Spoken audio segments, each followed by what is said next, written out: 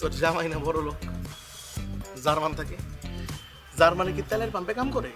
হ্যাঁ, 500 টাকা, যেখানে ডলার, পাউন্ড, দেশি টাকা। আমি তো দেশি কোনো কিছু ইউজ করি না। দিছস ছোট বোন, অসুবিধা নাই। গাড়ি ভাড়াও হবে না, রিক্সাওয়ালাও এখন টাকা বেশি চায়। ঠিক আছে।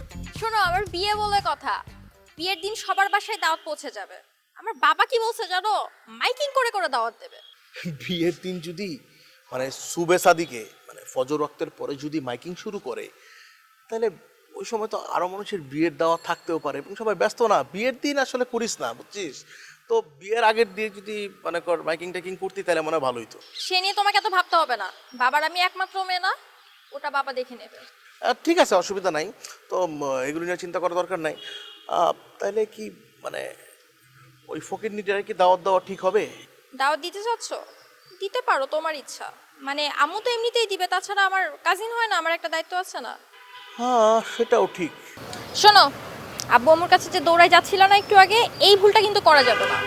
মা বাবা কিন্তু তোমার উপর ভীষণ রাগ, খবরদার।